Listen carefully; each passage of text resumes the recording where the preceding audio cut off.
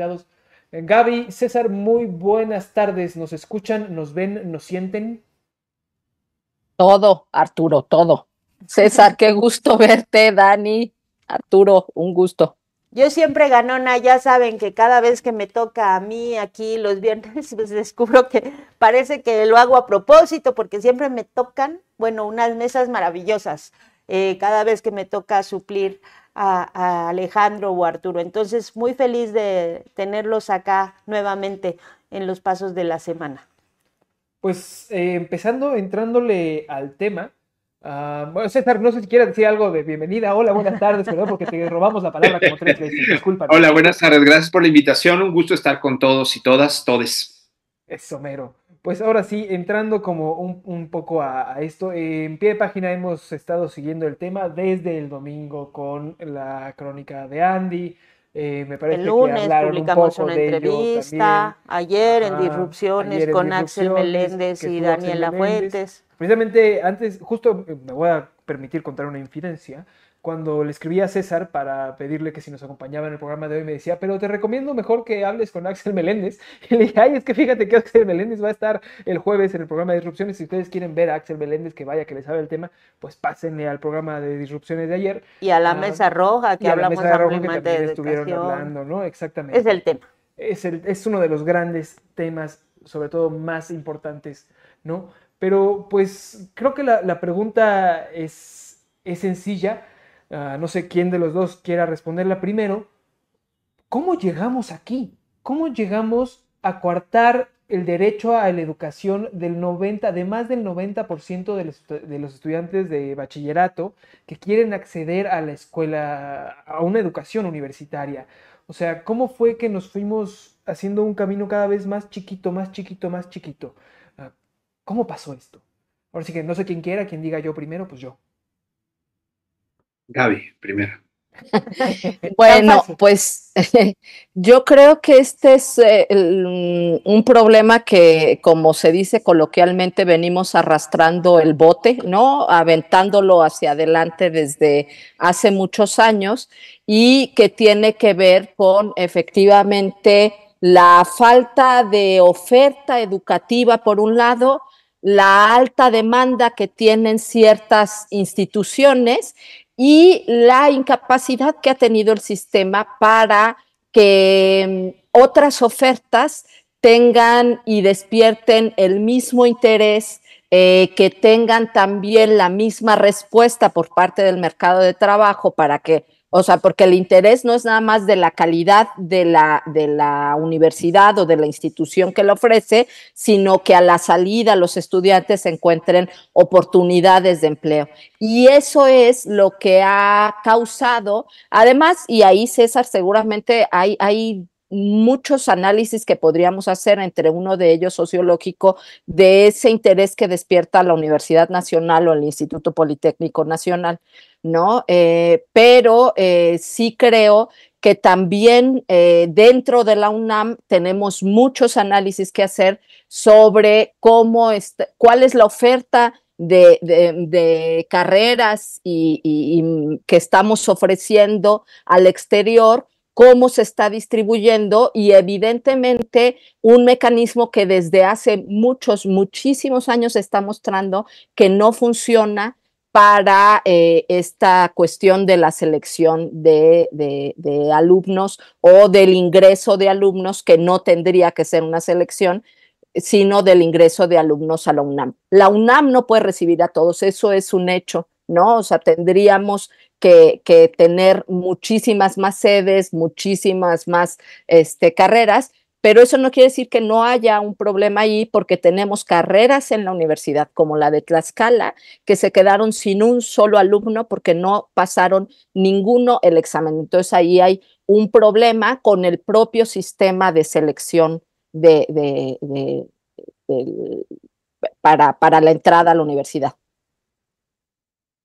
Pues César, no sé si quieras agregar algo a esto, o más bien nos vamos con otras preguntas. No, sí, creo que es un problema de financiamiento desde la crisis de los 70s y los 80s, que no permitió que las universidades crecieran al ritmo de la población. Hay un déficit en la cobertura.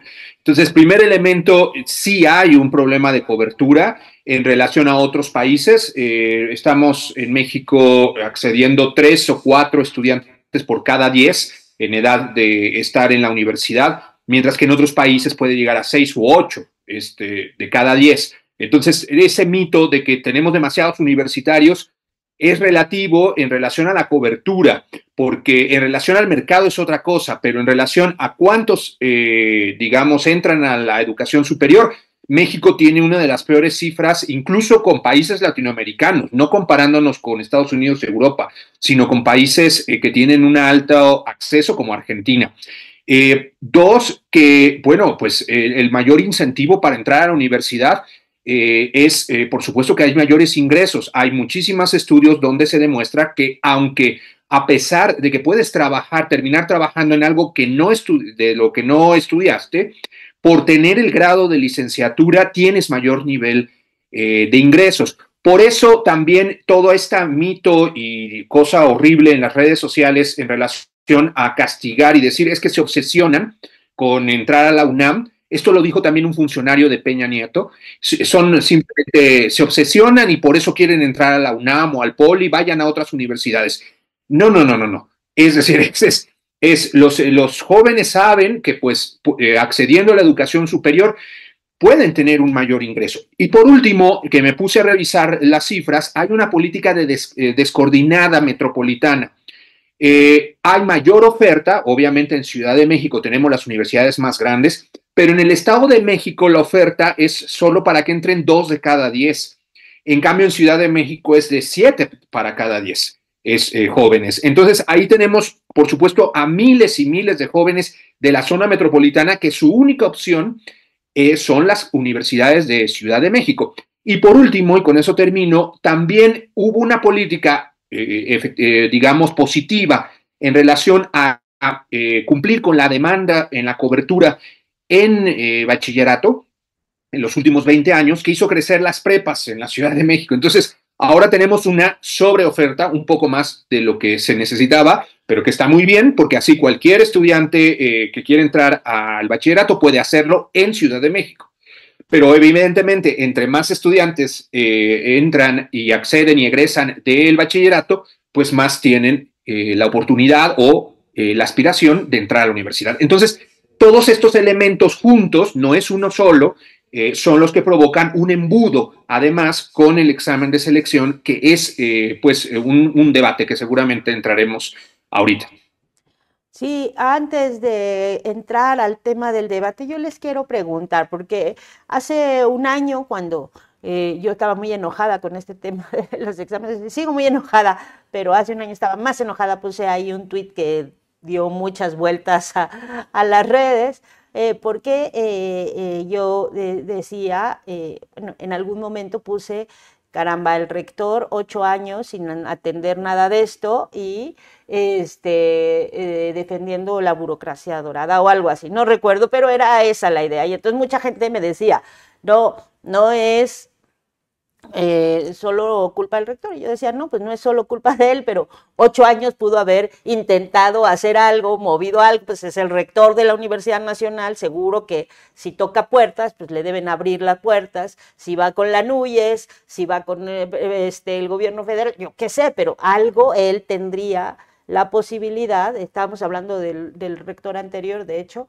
creo que todavía no había el cambio, pero pues alguna posibilidad y algún peso político para empezar a atender un problema que yo entiendo que no solo es de la UNAM, pero que es que si no nadie hace nada y todo el mundo dice, pues a mí nada más me toca esta parte, pues entonces no vamos a llegar a ningún lado. Entonces yo les quiero preguntar, ¿a quiénes o a quiénes les correspondería empezar a trabajar en este tema? Empezar a revisar qué hay, dónde hay estos números que decía César, de la oferta que hay en una entidad, en la otra, la demanda que hay en una, la otra, las carreras, y empezar a reorganizar el tema de las universidades públicas y de la educación pública. ¿Quiénes tendrían que estar involucrados? Ahí sí, cualquiera de los dos que nos quiera contar. ¿Quiénes no? A ver, pregunta sencilla. Bueno, ¿a quiénes sí les reclamamos en mis tweets y que les puedan decir, sí? En principio está la Subsecretaría de Educación Superior, que depende de la Secretaría de Educación Pública. Esa es la primera entidad. Y dentro de esas hay asociaciones. La NUY es la Asociación de Universidades e Instituciones de Educación Superior, que en ella también confluyen las universidades públicas, porque las universidades privadas tienen otra asociación. Y ese es un primer elemento. Las universidades autónomas, de todas maneras, aun cuando son autónomas, tienen, digamos, vínculos organizativos, etcétera, con la Subsecretaría de Educación Superior. Es decir, no por ser autónomas no quiere decir que no haya cuestiones de presupuesto, no, porque los presupuestos sí se asignan directamente desde el Congreso, ¿no? No pasa por el presupuesto de la Secretaría de Educación Pública, pero sí de cuestiones de organización, incluso de la legislación en educación superior en México. Entonces, esas serían las primeras entidades. ¿Qué es lo que pasa con lo que tú dices, Dani, de cuando dicen, bueno, no todo es culpa del rector de la UNAM? Pues justamente un poco lo que está diciendo César es, tenemos un problema desde el gobierno federal que no ha invertido lo suficiente en educación superior, no ha invertido incluso en las universidades que se han abierto para que tengan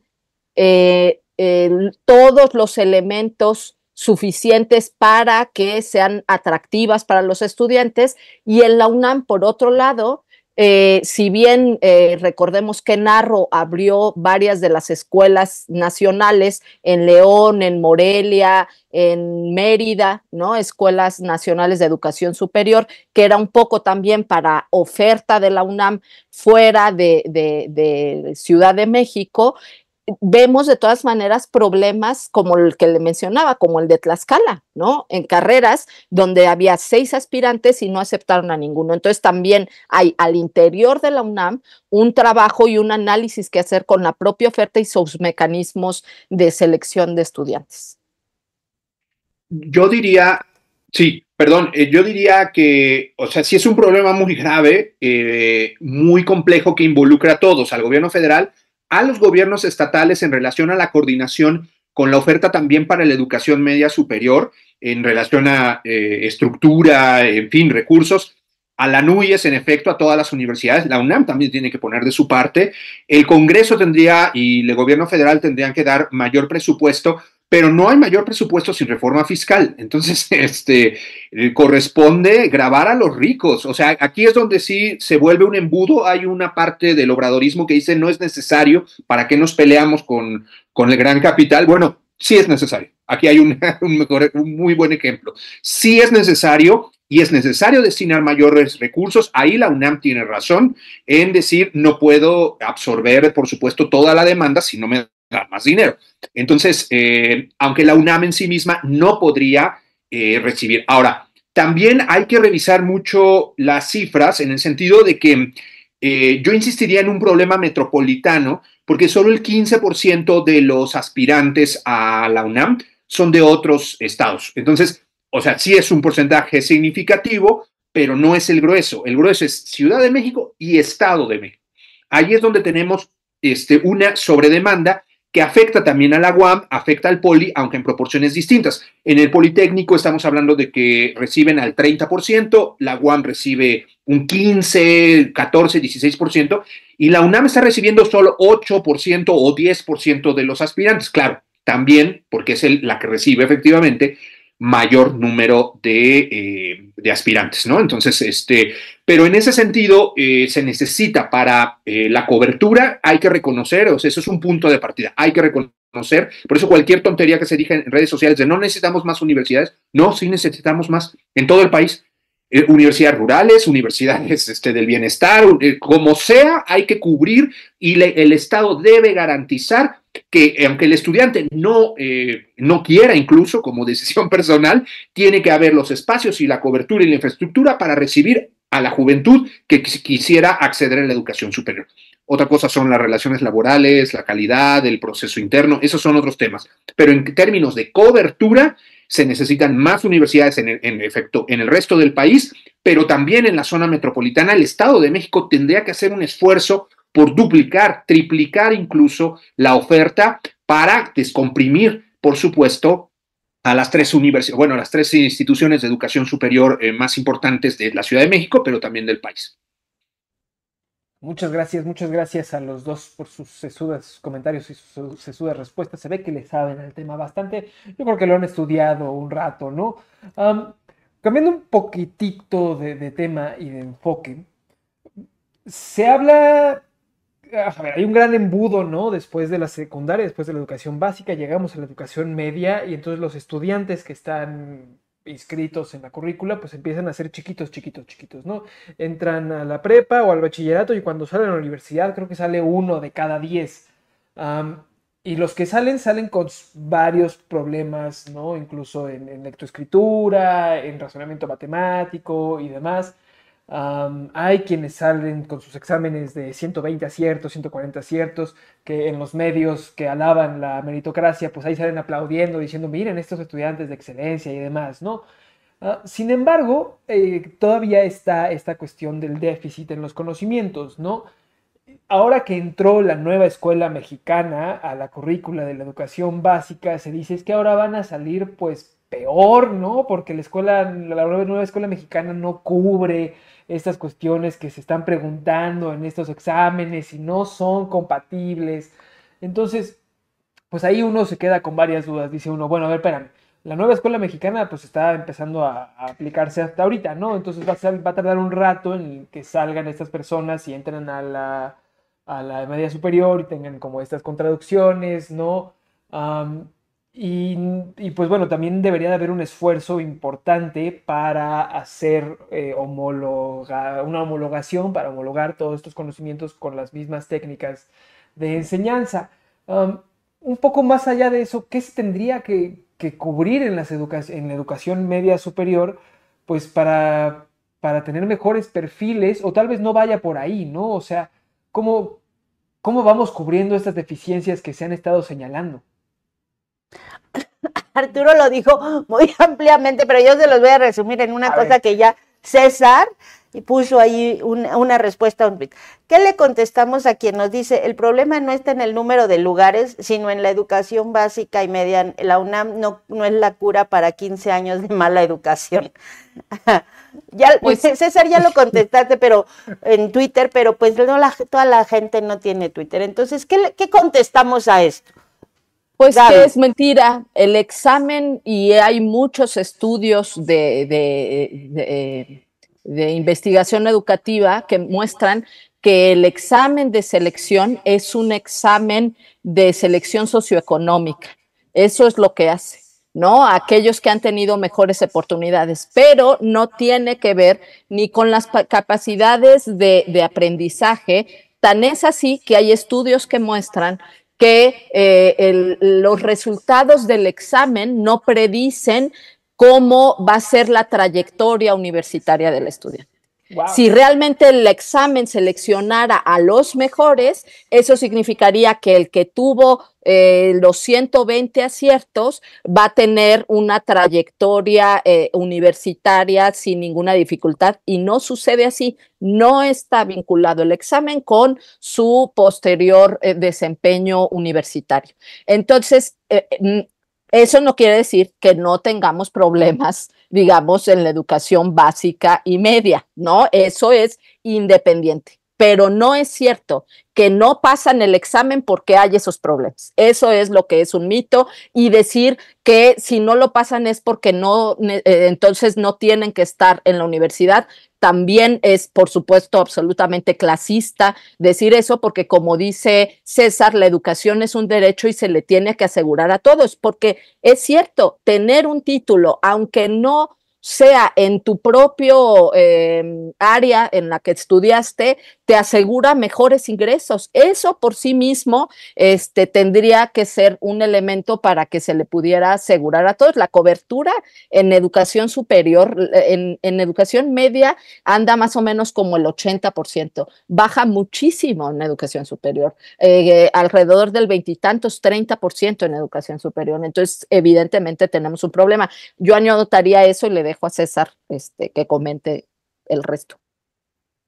Es que es un argumento engañoso el que se puso en internet, que es, el problema no es que no haya espacios, el problema es la formación, que es lo que también plantea Arturo, y es, bueno, pero es muy raro porque se dice, la universidad no puede resolver, cosa que es cierto, no puede resolver los problemas formativos de mucho tiempo, pero si se fijan es un argumento engañoso porque es, la universidad no puede resolverlos, ¿y por qué sí los sistemas de bachillerato podrían resolver los problemas que también heredan de la educación básica? ¿Y por qué los problemas de educación básica aparecen? ¿Porque hay malos maestros o porque hay malos estudiantes? Es decir, se traslada hacia los individuos y hacia las personas y hacia los maestros como una especie de culpa de la formación.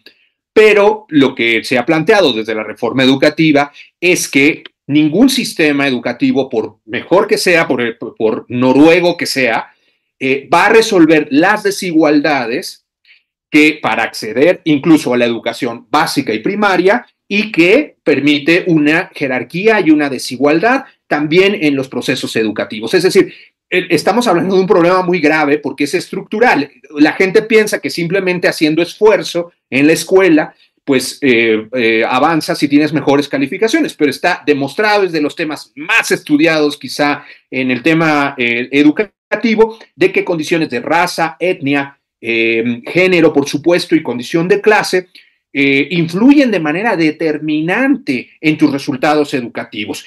Una de las condiciones que yo explicaba, por ejemplo, es que y que no soy yo no soy experto tampoco, yo no me dedico a estudios de educación, pero leo mucho de educación porque soy profesor en la universidad y me interesa qué es lo que está pasando con los estudiantes. Una investigadora relata cómo la influencia de la presencia del capital educativo, que así le llaman, no me gusta a mí, pero así le llaman, del capital educativo de la madre, acompañando al niño, es determinante. Entonces, si la madre tiene un alto grado de estudios, licenciatura o incluso posgrado, tendencialmente los hijos van a acceder a la educación superior. Y este es el acceso a bienes culturales inmateriales, pero que parten también de un análisis de clase. Entonces, quiere decir que la estructura educativa se puede mejorar, se puede ampliar, necesita mayor financiamiento, según yo, quitándoles a los ricos, quizá a los militares, dinero para destinarlo a la educación.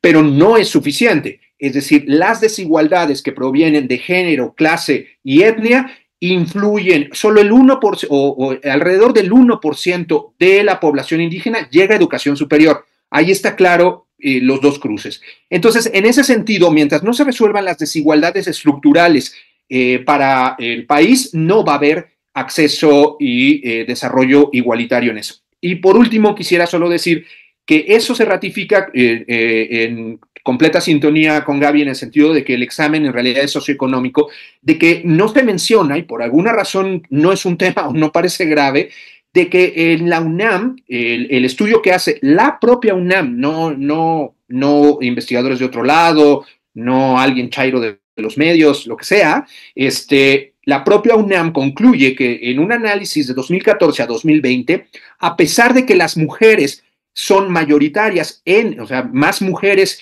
piden el ingreso a la UNAM, son más hombres los que entran.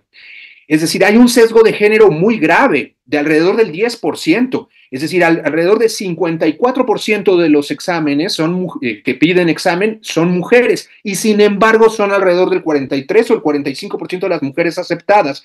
Hay un sesgo de género. Hugo Aboites o la profesora Carlota del CRIM, que no me acuerdo cómo se apellida, han destacado que hay un sesgo de género impresionante en los exámenes estandarizados.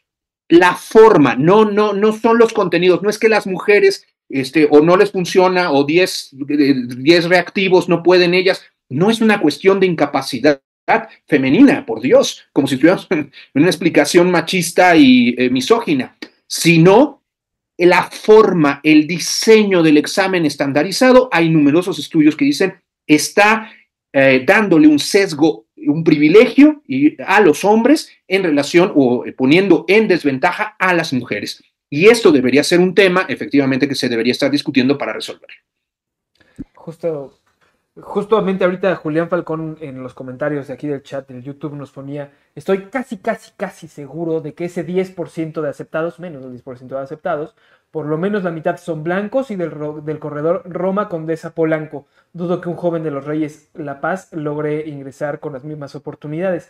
Y sí, ¿no? Pareciera que el Comipems pues le dice al INEGI, quítate que ahí te voy en las mediciones socioeconómicas de la población, ¿no? Pero bueno. Pero el Comipems es para entrar al bachillerato. Al bachillerato, ¿verdad? Me equivoqué del nombre del examen. No, pero lo que yo les quería, a ver, para nosotros ha sido muy importante toda la semana, bueno, y todo el año, y no sé cuántos años, el tema de la educación. Y no dejarlo y no soltarlo y ponerlo siempre por delante. Esta semana que salieron estos resultados de la UNAM, y no hemos hablado tampoco del Poli, porque justo nunca se sabe muy bien, hasta tiempo después empiezan a salir como datos de cuánta gente realmente entró, cuánto no, y estas disgregaciones. No tenemos esa información que sí podemos tener rápidamente de la UNAM, pero digo, para pie página siempre es un tema importante, pero yo quiero que nos ayuden a explicarle a la audiencia por qué es importante, por qué sería importante si esa reforma tributaria, le vamos a mandar ahora, tendría César una palomita de nuestra querida Luisa Cantú, que está con ese tema insistentemente, vamos a mandarle un saludo desde acá, pero ¿por qué sería importante? ¿Por qué sí es importante que toda la sociedad entienda la relevancia que puede tener, que este tema no se deje pasar y que no estemos al otro año otra vez con las mismas notas dicen de rechazados? Ayer Axel nos decía, digamos, excluidos, porque no es rechazados, la palabra es excluidos, y me gustó, la verdad. Entonces, ¿por qué sí tenemos que tomárnoslo en serio?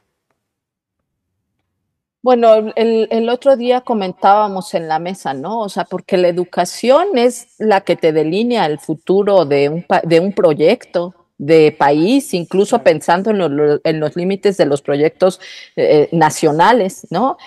Si creemos que la educación, como lo creo yo, es una herramienta liberadora, más allá de las cuestiones del trabajo, porque por otro lado es cierto que hay una cuestión del ingreso, ¿no? Y de cómo puede mejorar el ingreso con estudios universitarios que no le puedes negar a nadie. Pero más allá de eso, efectivamente, muchas de las metas que se planteó Andrés Manuel o que se plantea Claudia son imposibles. Por ejemplo, llegar, lo que se ha dicho, a la inversión en educación del Producto Interno Bruto, de lo que invierten la mayoría de los países de la OCDE y que México no lo hace, no se puede sin efectivamente cobrar más impuestos. No hay de dónde más pueda sacar para ese tipo de mejorar muchas cosas, porque el asunto del tema educativo es un tema, como decía César, estructural y complejo. Hay una cuestión, digamos, de las desigualdades sociales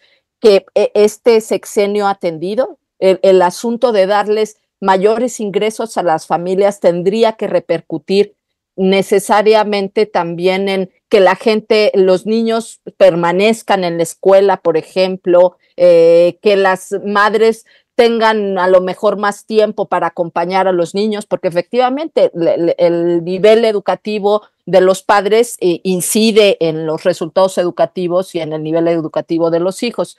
Pero tiene que ver también con cómo formas a tus maestros, por ejemplo, ¿no? O sea, estas deficiencias que nadie va a negar, que sí viene arrastrando el sistema educativo mexicano, y eso lo sabe muy bien César, porque él es profesor universitario, ¿no? No lo vas a poder entender si no atiendes la formación de tus profesores. Y las escuelas normales, bueno, hay sexenios en donde las han querido cerrar, las escuelas normales rurales, por ejemplo, ¿no? Entonces tú necesitas hacer una inversión importante en las escuelas normales, en la formación de profesores, en la formación también de tus profesores de media superior, porque ¿qué es lo que sucede en media superior? Que tienes profesores que un químico te da química, pero no necesariamente sabe de enseñanza y de pedagogía, ¿no? Pero ¿qué es lo que sucede en media superior y superior? Que tienes profesores precarizados porque los contratas por hora y no los tienes como profesores de tiempo completo en donde podrían formarse y podrían tener, digamos, acceso también a otros recursos para también mejorar ellos mismos sus prácticas. Eso es por un lado. Otra cuestión es la del currículum que se ha tratado de atender en la nueva escuela mexicana, ¿no? Venimos de larga, digamos, tradición, la misma escuela como un mecanismo de control, ¿no? De ahí viene, ya lo dijo Foucault, ¿no? Pero ha sido un currículum memorístico, ¿no? Y no uno que ayude a cuestiones de autorregulación del aprendizaje, de procesos metacognitivos donde la gente pueda reflexionar sobre aquello que está aprendiendo. Entonces necesitas también reformas al currículum.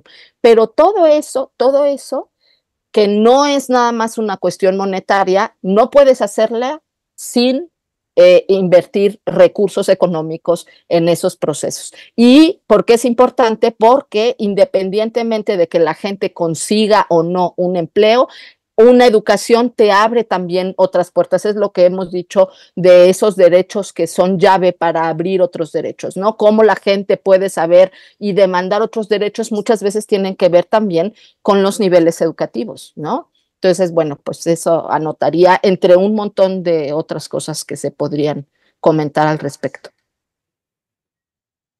Yo destacaría que para el joven, para el individuo, la individua, la libre determinación y la libre elección, es decir, el derecho a decidir qué quieres hacer en la vida, qué quieres ser, a qué quieres no solo trabajar, sino dedicar tu vida misma. Y eso es un derecho también basado en derechos históricos que se lograron al acceso al conocimiento y el saber, que no son monopolio de nadie, es la construcción del conocimiento universal de la humanidad. Y acceder a ese conocimiento, nadie puede ponerle límites.